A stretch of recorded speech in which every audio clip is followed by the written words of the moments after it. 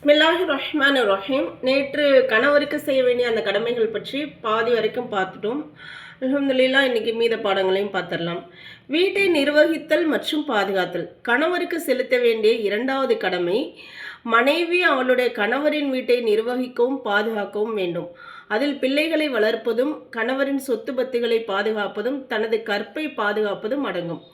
குர்ஆன் ஹதீஸில் இதை பற்றிய வன்மையான எச்சரிக்கைகளும் வந்துள்ளன. மேலும் அதற்கு சிறப்புகளும் வெகுமதிகளும் கூறப்பட்டுள்ளன. இது ரொம்ப அருமையான ஒரு விஷயம். ஒரு விஷயத்தை பாதுகாக்கிறதுன்றது அதோடைய சந்தோஷம் சொல்ல முடியாதது. இப்போ கணவருடைய அந்த சொத்து பத்துகள், கணவருடைய பிள்ளைகள் அப்படின்றது, அந்த கணவனுடைய அந்த விஷயங்களை எல்லாம் நிர்வகிப்பது அப்படின்றது அது பெண்களுடைய தனித்திறமை. ஆண்களுக்கு நல்ல சம்பாதிக்க தெரியும், அவங்களுக்கு நல்ல செலவு பண்ண தெரியும். ஆனால் நிர்வாகம், வீட்டுடைய நிர்வாகம்ங்கிறது ஆண்களை விட பெண்கள் தான் அதிகம் நிர்வகிக்க முடியும். அதனால் அந்த விஷயங்களில் நமக்கு குர்ஆனுடைய வசனங்களும் என்ன செய்து, கடுமையாக எச்சரிக்கை செய்யுது. ஏன் அப்படின்னாக்க, அதெல்லாம் அமானிதம், தேவையில்லாமல் நம்ம செலவு பண்ணக்கூடாது. அந்த கணவருக்கு நம்ம மீது நம்பிக்கை வந்துருச்சுன்னா நம்மக்கிட்ட அடுத்து கணக்கு வழக்கே கேட்க மாட்டாங்க. என்னோட மனைவிட்ட கொண்டு போய் கொடுத்துட்டா அது நல்ல, நான் வச்சுருந்தா கூட என்ன செய்வேன்ப்பா, அப்படி இப்படி செலவு பண்ணிடுவேன். என்னோட மனைவிட்ட கொடுத்துட்டா அவங்க சரியான முறையில் செலவு பண்ணுவாங்க, சரியான முறையில் தேவையான சூழ்நிலைக்கு தகுந்த மாதிரி சேர்த்தும் வைப்பாங்க அப்படின்னு அவங்களே ஒரு நம்பிக்கையோடு சொல்லுவாங்க. இப்போ பொதுவாகவே வெளிநாடுகளிலிருந்து சம்பாதித்து அனுப்பக்கூடிய கணவன்மார்களும் இருப்பாங்க. ஏன்னா தன்னுடைய மனைவி நல்ல முறையில் நிர்வாகம் செய்வாங்க அப்படின்ற ஒரு நம்பிக்கையில் தான். ஆக அந்த நிர்வாகத்தன்மை, அந்த வீட்டுடைய நிர்வாகத்தன்மை அப்படின்றது கணவனோட மனைவிக்கு அதிகமான திறமைகள் இருக்கும். அப்போ அந்த கணவனுடைய சொத்து பத்துகள், அந்த பிள்ளைகளை எல்லாம் பாதுகாக்கணும், அமானிதம். அது எல்லாமே தேவைக்கு நம்ம கணவர்கிட்ட சொல்லிட்டு என்ன செய்யலாம், செலவு செஞ்சுக்கலாம். அனாவசியமான விஷயங்களை செலவு செய்யாமல் அப்படி இருந்தோம்னா அந்த கணவர் தன்னுடைய மொத்தத்தையும் நம்மிடம் கொடுத்து விட்டு அவருடைய செலவுக்கே நம்மக்கிட்ட தேவையாகக்கூடியவங்களாக இருப்பாங்க. அப்போ அல்லாஹ் பாதுகாக்கணும். அனாவசியமான முறையில் அதை வீண் விரயம் செய்யாத நல்ல மனைவிமார்களாக நம்மை ஆக்கி அருள் புரிவானாக. இதைத்தான் அல்லாஹ் கூறியுள்ளான். ஃபஸ்ஸாலிஹாத்து கானிதாத்துன் ஹாஃபிலாத்துன் லில் கைபி பிமா ஹஃபிலல்லாஹ். ஆகவே நல்லொழுக்கம் உள்ள பெண்கள் அல்லாஹுக்கும் கணவனுக்கும் பணிந்தே நடப்பார்கள். சுப்ஹானல்லாஹ். தங்கள் கணவர் இல்லாத போதும் அல்லாஹ்வின் பாதுகாப்பை கொண்டு தங்களை கணவரின் மற்ற தங்களையும் கணவரின் மற்ற பொருள்களையும் பேணி பாதுகாத்து கொள்வார்கள். நாமளும் அமானிதம்தான். இப்போ கணவர் இல்லாத நேரத்தில் நம்முடைய கற்பை பாதுகாப்பதும் அமானிதம் தான். நாம் நம்முடைய உடல், நம்முடைய எல்லாமே கணவருக்கு சொந்தமானதாக ஆயிடுது திருமணத்திற்கு பிறகு. அப்போ நம்முடைய கற்பை பாதுகாப்பது, ஒழுக்கமான பெண்ணாக வாழ்கிறது இதுவும் அமானிதம் தான். இந்த விஷயத்திலையும் கணவனுக்கு மோசடி செய்யாமல் இருக்கணும்.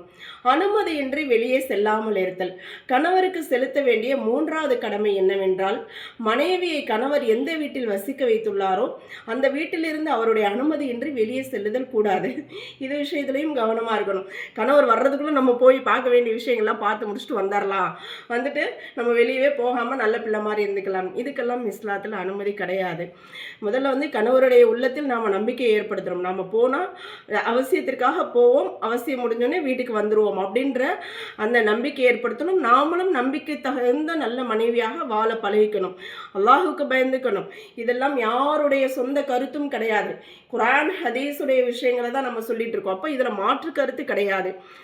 கணவனுடைய அனுமதி இல்லாமல் போகக்கூடாதுன்னு, கணவர் எங்கே இருக்க வீட்டிலேருந்து போகும்போது நம்ம முன்னாடியே அனுமதி வாங்கிடணும். இல்லைன்னா அவங்க நம்ம திடீர்னு போக வேண்டிய சூழ்நிலை ஏற்பட்டுச்சுன்னா அவங்கள்ட்ட ஒரு ஃபோன் பண்ணி நம்ம என்ன செஞ்சோம், கேட்டுக்கணும். இந்த மாதிரி இல்லை அவசரமாக போயிட்டாலும் கூட கணவர் வந்தோடனே நம்ம சொல்லணும், இந்த மாதிரி போக வேண்டிய சூழ்நிலை இருந்துச்சு அப்படின்னு சொல்லிட்டு. இதெல்லாம் ரொம்ப மகிழ்ச்சியான ஒரு விஷயம். ஒரு பெண்ணின் மீது ஒரு கணவனுக்கு அந்த நம்பிக்கை வருது அப்படின்னாக்க இது சொல்ல முடியாத ஒரு மகிழ்ச்சி. நம்முடைய மனைவி நமக்கு தெரியாமல் எந்த வீண் வரையும் செய்ய மாட்டாங்க, எந்த தவறும் செய்ய மாட்டாங்க, நம்முடைய அமானிதங்களை பாதுகாப்பாங்க, தன்னைத்தானே பாதுகாத்துக்குவாங்க அப்படின்றதெல்லாம் இது அல்லாஹும் நேசிக்கக்கூடிய விஷயம், ரசூலும் நேசிக்கக்கூடிய விஷயம், ஒவ்வொரு கணவனுடைய எதிர்பார்ப்பும் இது. அது பற்றி குர்ஆன்ல என்ன சொல்லுதுன்னு பார்ப்போம். அது பற்றி குர்ஆன் ஹதீஸில் வன்மையாக எச்சரிக்கை விடுக்கப்பட்டுள்ளது. மேலும் அதற்குரிய சிறப்புகளையும் வெகுமதிகளையும் விவரிக்கப்பட்டுள்ளன. அல்லாஹு தஆலா கூறியுள்ளான், வகர்ன ஃபீ புயூதிகுன்ன வலா தபர்ரஜ்ன தபர்ருஜல் ஜாஹிலியத்தில் ஊலா. இதோடைய பொருள், மேலும் நீங்கள் உங்கள் வீடுகளிலேயே தங்கியிருங்கள் அல்லாஹ் சொல்றான். மேலும் முன்னிருந்து அறியாத மக்கள் தங்களை அலங்கரித்து கொண்டு சுற்றி திரிந்ததை போல் நீங்களும் சுற்றி திரியாதீர்கள் அப்படின்னு.